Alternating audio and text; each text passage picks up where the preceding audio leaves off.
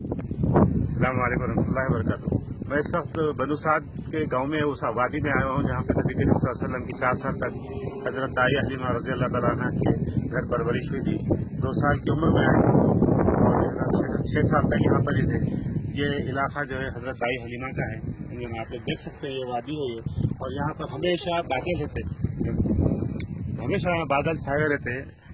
کہتے ہیں یہاں کے لوگ کہ جس زمانے میں سرکار دو صلی اللہ علیہ وسلم بچپن میں جب یہاں پر آئے تھے تو جبھی سے اللہ تعالیٰ اس علاقے میں بادلوں کو حکم دیا تھا کہ یہ اس علاقے کو بادل کور کر رہتے. یہاں کبھی بھی گرمی نہیں ہوتی, اور یہ سعودی عرب کی سب سے ہائیسٹ پک ہے. یہ بہت ہائٹ پہ ہے یہ, اور سارے کا سارا سعودی عرب اس کے نیچے ہے.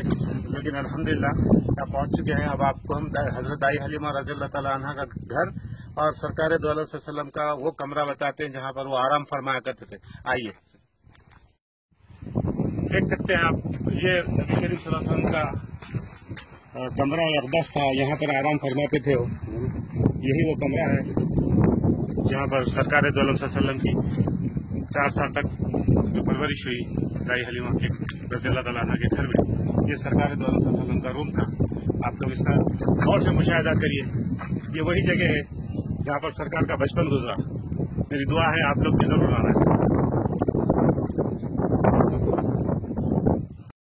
آپ لوگ ایک اور کمرہ دیکھ سکتے ہیں یہاں پہ. کہتے ہیں کہ یہ حضرت حلیمہ کا کمرہ تھا. کچھ کہتے ہیں کہ نہیں, رسول اکرم صلی اللہ علیہ وسلم یہاں بھی آرام فرماتے تھے. یہ بھی ایک کمرہ تھا. ادھر بھی میں نے ایک کمرہ بتایا آپ کو. یہ دونوں کمروں میں سے یقیناً ایک کمرہ سرکار دو علیہ وسلم کا ہے. سمجھے نا, تحقیق سے یہی پتہ چلتا ہے. یہاں جو کہ اندر جانمازیں وغیرہ بھی بچھی ہوئی ہے. سمجھے نا, اس لیے جو ہے یہ دونوں کمرے بہت ہی متبرک ہے. آپ دیکھ سکتے ہیں وادی کا نظارہ ایک بار. آپ دیکھ سکتے ہیں بادل چھائے ہوئے ہیں. اچھا,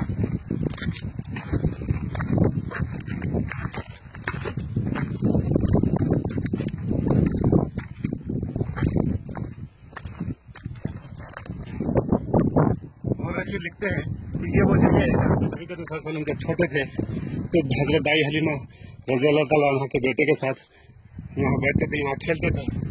یہ وہ جگہ ہے.